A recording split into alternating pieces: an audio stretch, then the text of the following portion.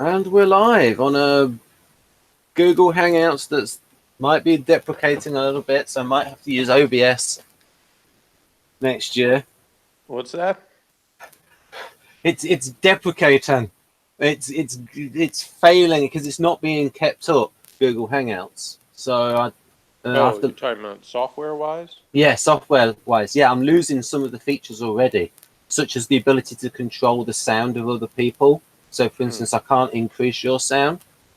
That facility is lost. Also, when I'm showing something on camera, it's mirrored. Anyway, folks, we are reviewing this. Am I loud enough? Yeah, you're loud enough. Yep. Okay. I just need to go a little bit lower, and then people can get us balanced. So you see there, you got Claude Atkins on the left. There, he's been in many things. I had a look at him on Wikipedia. So then, I'm gonna do the intro, the plot synopsis, the outro, and then Jeff could talk a little bit about Claude Atkins, whether he's seen him in other things, and then his thoughts, and then we can go through the slides.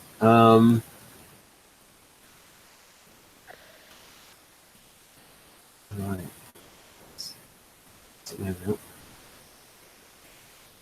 Maple Street, USA, late summer. A tree-lined little road of front porch gliders. What's a front porch glider? Barbecues, the laughter of children, and the bell of an ice cream vendor.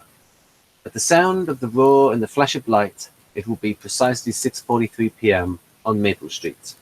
This is Maple Street on a late Saturday afternoon, in the last calm and reflective moments before the monsters came.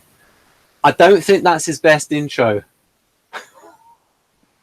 No, at least he didn't quote Shakespeare, though. Yeah.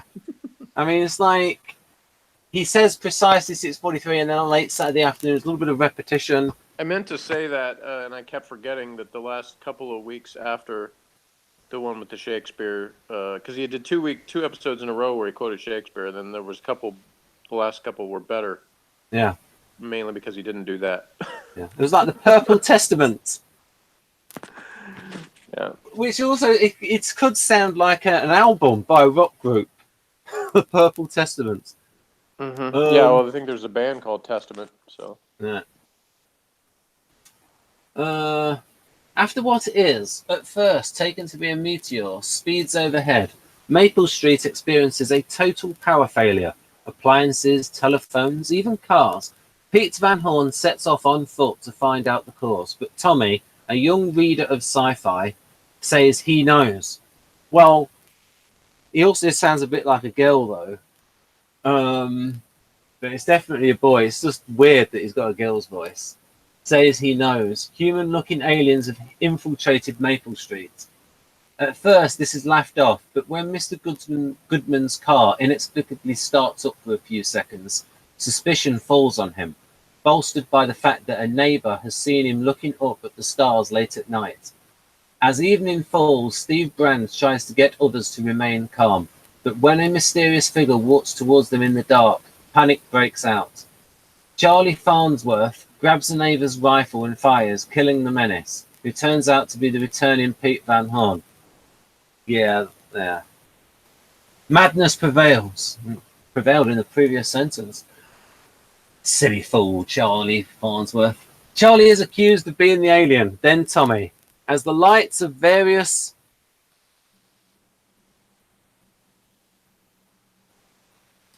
houses flash on and off, full-scale rioting breaks out.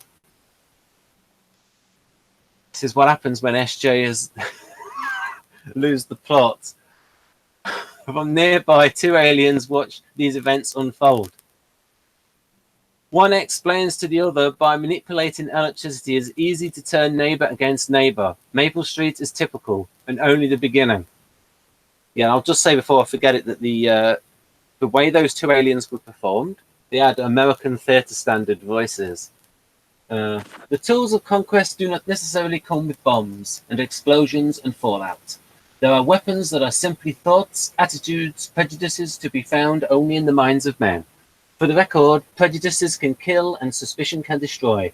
and a thoughtless, frightened search for a scapegoat has a fallout all of its own for the children and the children yet unborn. And the pity of it is that these things cannot be confined to the Twilight Zone. So once Jeff has said his piece, we're going to discuss the fact that this is the first time that Rod Serling's pretty much had a message in one of his things, in one of his episodes, and why that might be the case. Yeah, it's too bad that his message is weakened by other things.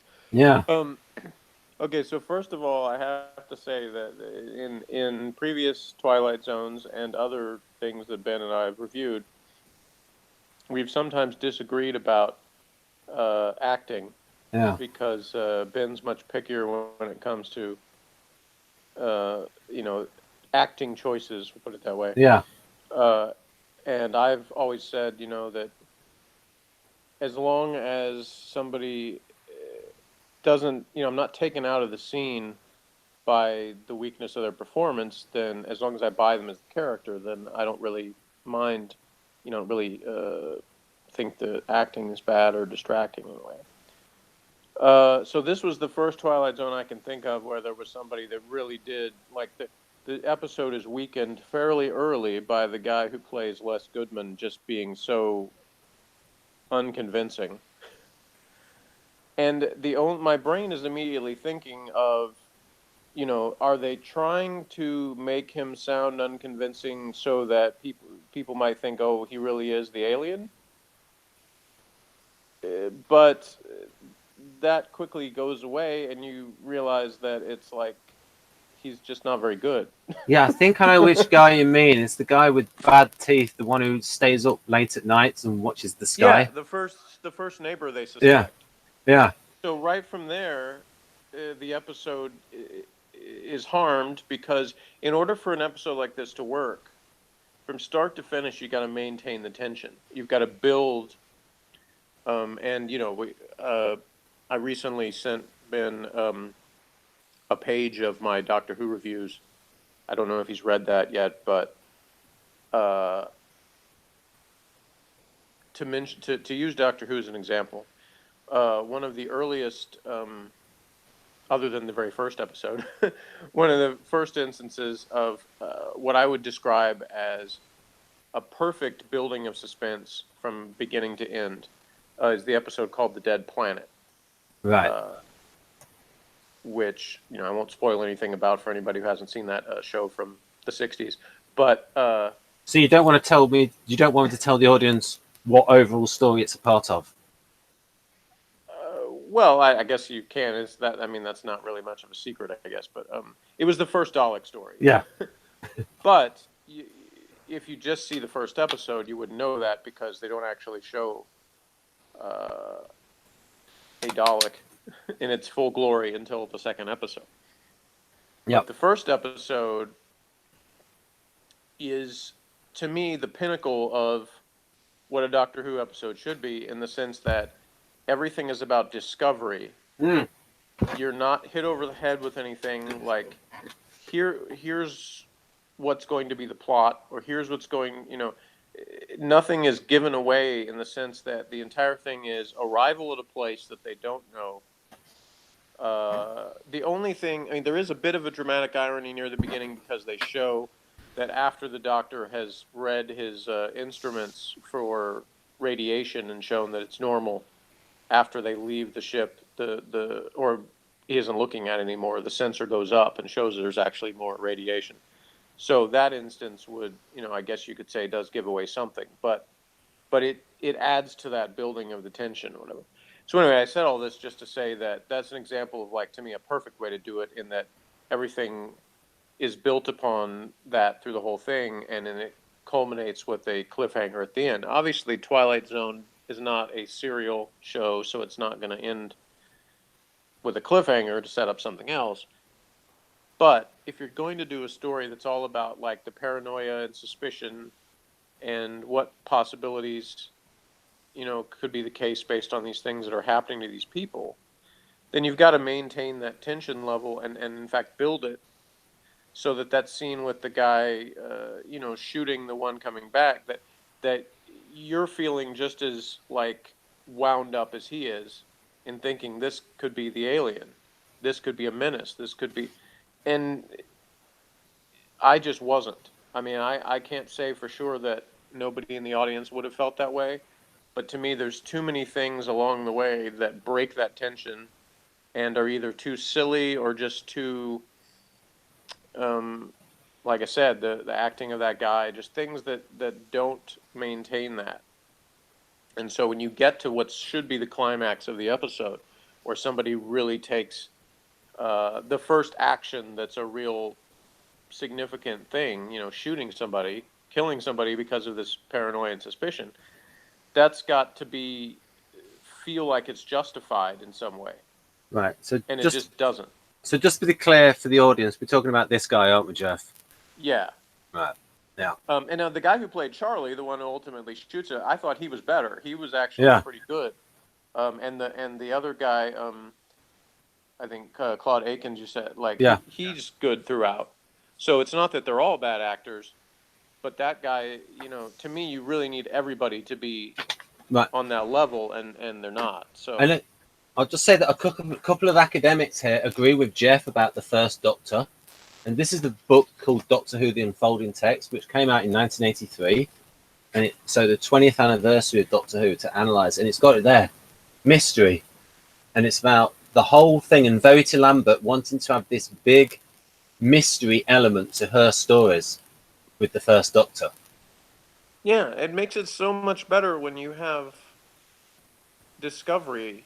And the audience is discovering things along with the characters. And in Twilight Zone, to me, you've got to have that because you only have the one episode at a time. Yeah. You don't have an unfolding story, and you're not bringing back recurring characters or recurring monsters or things like that, like Doctor Who was able to do later on. So you have nothing. You have to have something that grabs people's attention and builds it so that the climax really has an impact. And if you keep doing things to kind of bust that up along the way, then your climax doesn't have that impact and just seems like goofy. Yeah. And so by the time you get to the scene where you've got these two aliens, then it seems like a farce. And I don't think, based on the message at the end, I don't think that's probably what Rod Serling was going for. I think he was trying to be serious with it. Yeah. And so on that level, I think it's a failure. Yeah, because But that doesn't mean that there aren't, that some of the performances aren't good, and it doesn't mean that I can see what he was trying to do with it.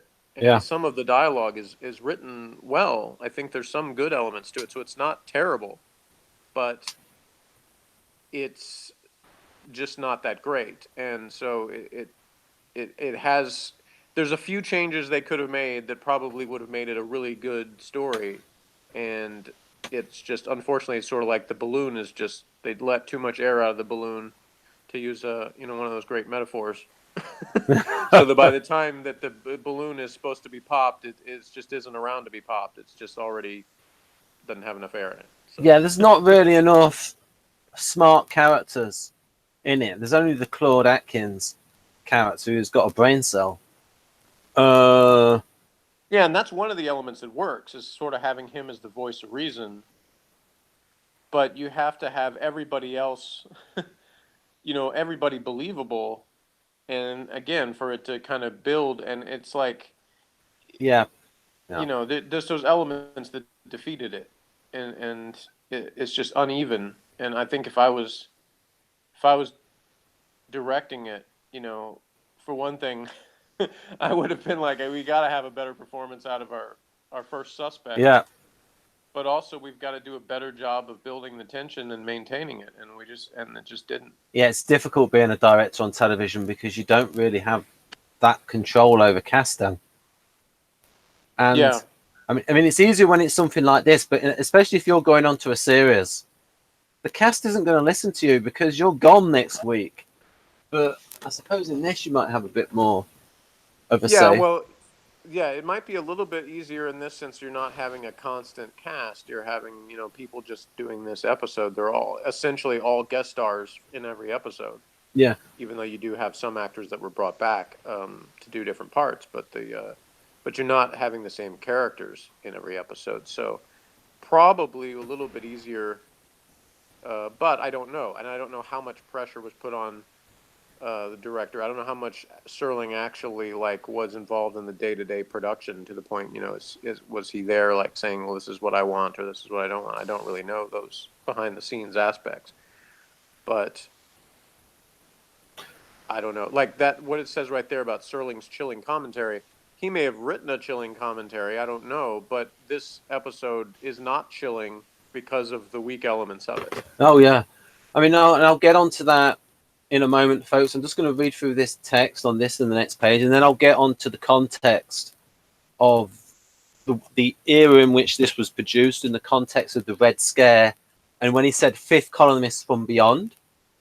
But this idea of like people being communists and communist spies in the United States at the time. So that's what he was trying to feed into, that there was this kind of hysteria, but not executed well given the material.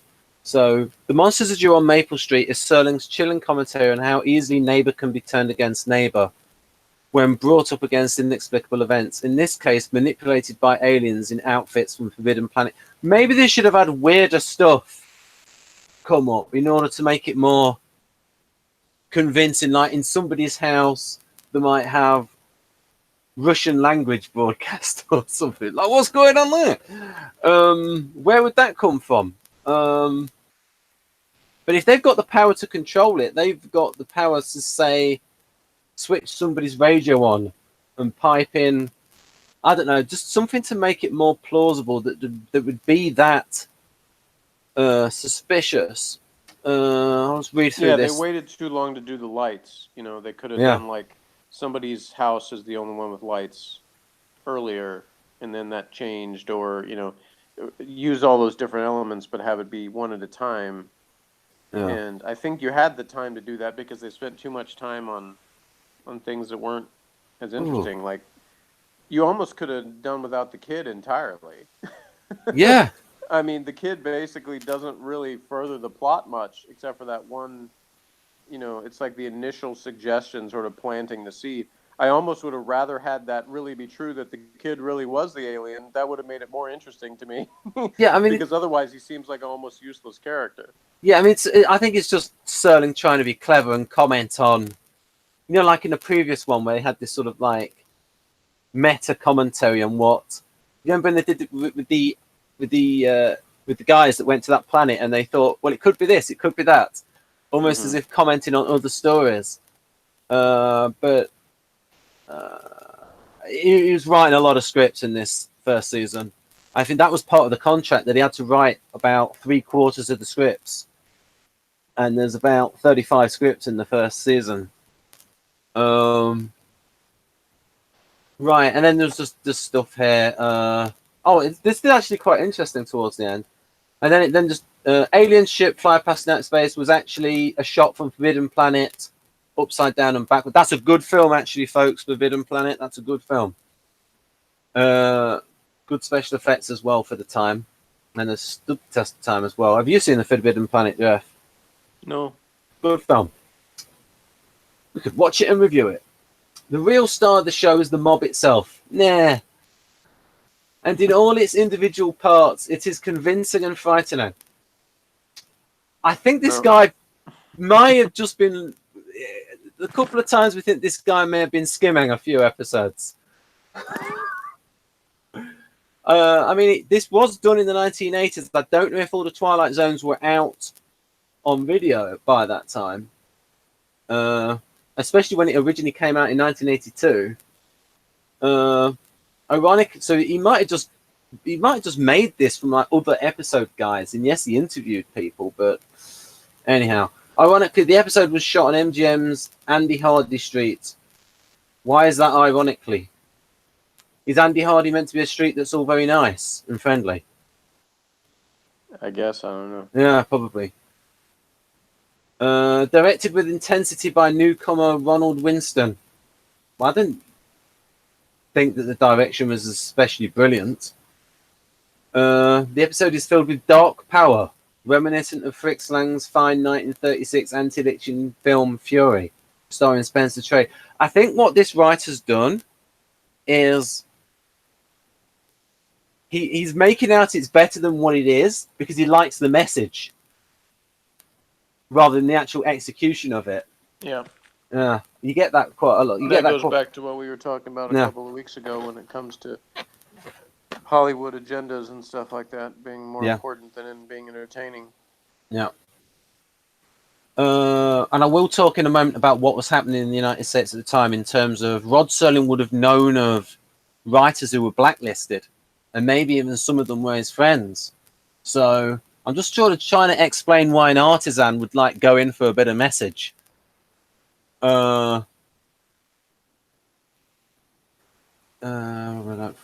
Spencer Tracy. Here the brute group identity is dissected, and Serling reveals it for what it is, a violent, chaotic force powered by fear and nurtured by irrationality. Curiously, just prior to the broadcast of the episode, a number of papers, including the Miami Herald, misquoted Serling as saying that the monsters of Jew on Maple Street was a commentary on the fact that the minorities always need a scapegoat to explain their own weaknesses. Serling's point had been borne out even before the show had aired. Prejudice can't be confined to the Twilight Zone. So it's a great idea to do a commentary on prejudice at that time, but it's badly executed. So there was one line that struck me in the film. It was a line by Claude Atkins, fifth columnists from beyond. So some of the audience might not know what a fifth columnist is. There's sort of these sort of people who were sort of agents, maybe, of the Soviet Union. People who were sort of agitating for change. So anybody who was on the left had the suspicion that they might be an agent for the Soviet Union. And a lot of writers who were sort of leftist writers were blacklisted because of this. And there was a lot of fear in the 1950s over this. And so this is something which could have been personal to Rod Serling. What do you think about that, Jeff? Because you've got a knowledge of that era. Well, it made me think of V because on V, the fifth column was the members of the aliens that disagreed with their leadership's plans to take over the Earth. And so they were sort of an underground group that was trying to work against the overall plan. So that's what I immediately thought of, because that's the main thing that I know that phrase, the fifth column, from is V.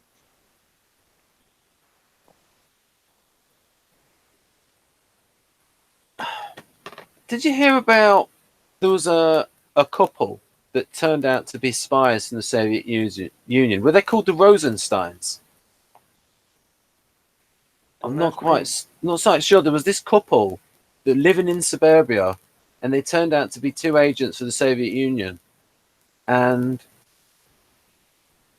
maybe There's one guy that I can't remember his name, but I think we talked about him before. Yeah. That they basically had announced that they suspected him of being a Soviet spy, but it turned out to not be true. But basically they ruined his life over suspicion of it. So he never, recovered from that, basically, in terms of his career and life, because of, when I say they, I mean like the government themselves, in terms of they suspended him from his job with the State Department. I think it was with the State Department over this suspicion. Yeah, it was the Rosenbergs. And Julius and Ethel Rosenberg in 1951. Yeah, the one I was talking about was much later. It was like Yeah. late 80s. Yeah. But the 80s, of course, was still, you could say, I guess, the climax or the beginning of the end of the Cold War, and that there was still a lot of fallout from previous things going on at that time, even after Gorbachev was in charge. But so there was still a lot of suspicion, even though it was winding down. Well, yeah, I mean, a lot of and because the Soviet Union was supplying arms to the Viet Cong in the Vietnam War, and then the United States was supplying arms to the Mujahideen in the Afghan War. So they were sort of killing each other by proxy, by arming third parties against them. Yeah, I was talking with Morgan about that the other day because I'd been watching China Beach, and one of the things that doesn't tend to get stressed on things that talk about Vietnam is that a big part of that was the very real fear people had that if the communists maintained control of Vietnam, that China then would basically take over all of Southeast Asia. Yeah, the domino theory. Yeah. So that's why they were people, looking back are like, why were they so worried about the Vietnamese? I'm like, it wasn't the Vietnamese they were worried about, it was the Chinese because they were much bigger and much more powerful. Except though, the Vietnamese handed it to them when they had a war between Vietnam and China. Yeah, well, basically the thought was, with what happened in Korea, that if they basically looked at it, that they were able to fend off the North Koreans enough that they didn't take over all of Korea, that the South Korea stayed in existence. Yeah. And if they believed that happened in Vietnam, that they could hold off the Chinese and hold off the communists in general, that, China, whatever combination of Soviets and the Chinese was going to take over all of Asia. Yeah, and that was before Nixon went to China to sort of separate China off from the Soviet Union. Yeah, that's the thing is, when people talk about the Cold War, often it's described or viewed very simplistically as being U.S. versus the Soviets, but it was a lot more to it than that. But anyway, back to this episode. I'm trying to think if there was anything else that I wanted to say about it. So what we're saying, folks, is real life events were more interesting in this episode. Yeah, well, it's true. And that's kind of a pity because unlike the shot an arrow into the air one, I think it was, whatever that was called, which so far has been my least favorite Twilight Zone that we've watched. Yeah. Unlike that story, this one I think had a solid premise. Yeah.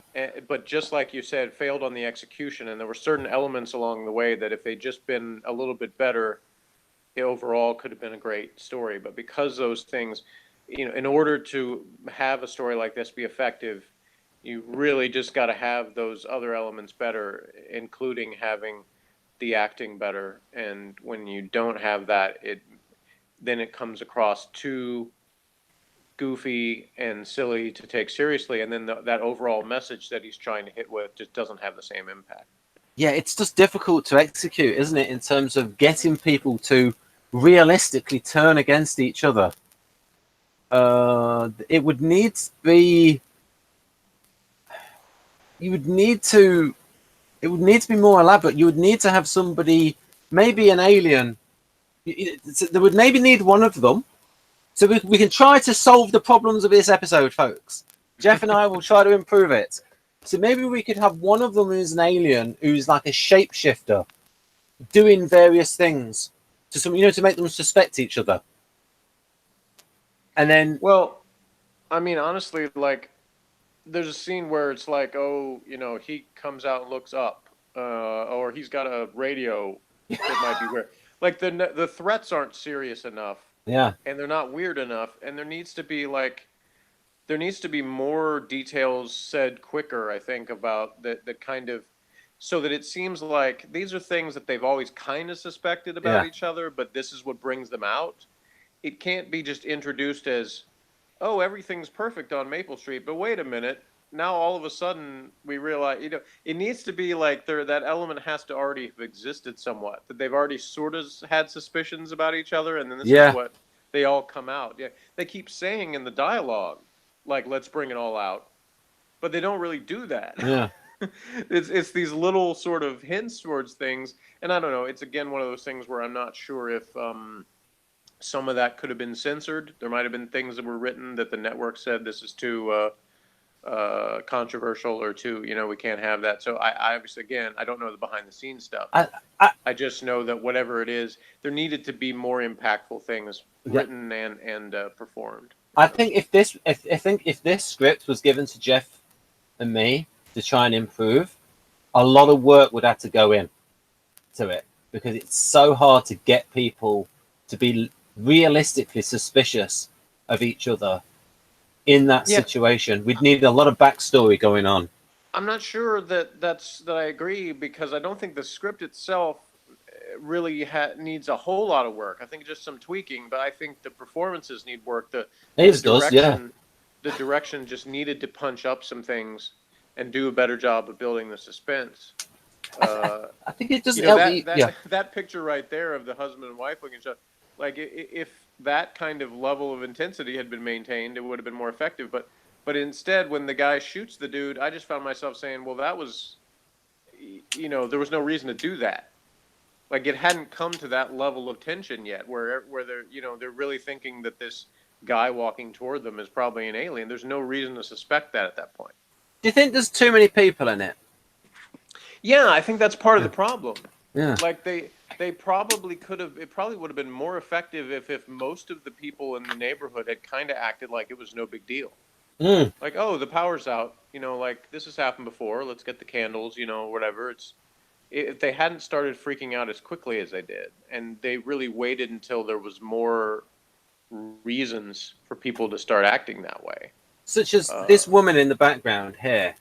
She didn't really add much, and then the boy didn't really add much. Yeah, I mean, it's like the only one who seems like he gets upset in the reasonable amount of time is the Claude Akins character. Yeah, like he seems like like you said, he's sort of like the voice of reason. Yeah, but that doesn't mean that everybody has to take the same time he does.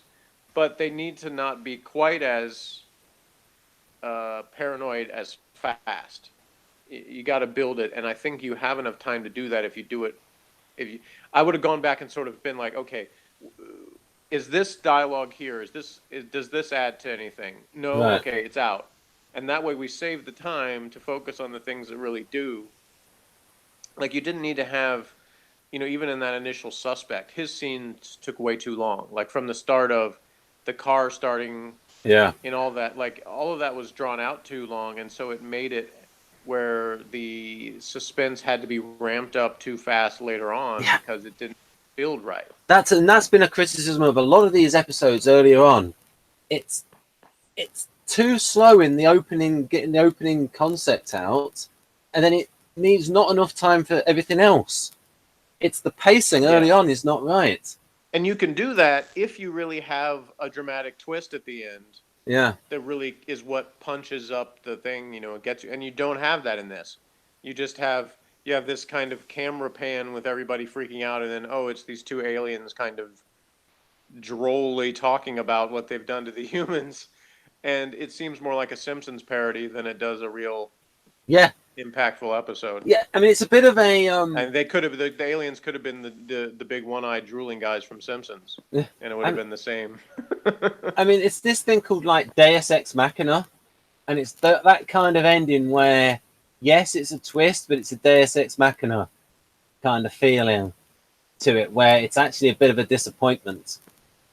Yeah, it would have been much more impactful to me if they don't show the aliens at the end.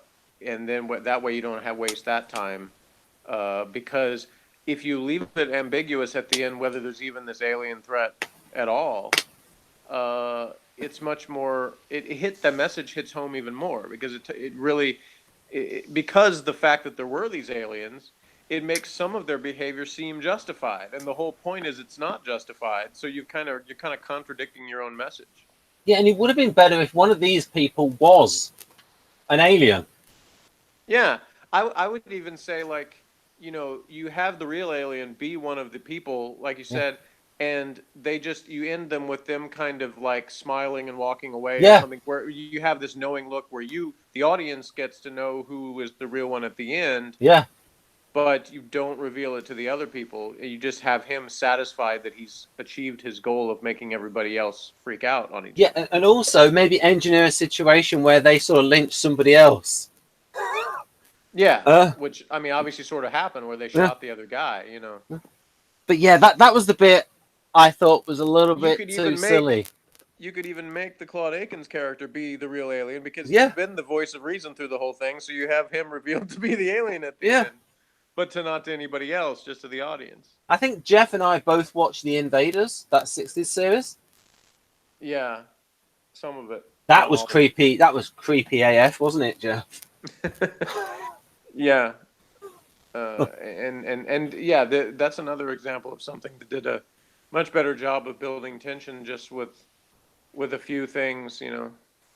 But anyway, I've got to wrap up my part because I got to go here. Right. But right. So I give it 7 out of 10, and this guy at the end, I don't know what he gives it, but I don't know, but I will give it a 5.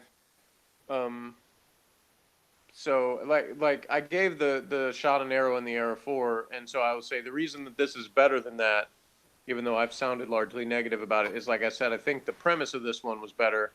It just fails in the execution. That one that I gave a 4 to was really just didn't seem to have a point at all. This one had a point.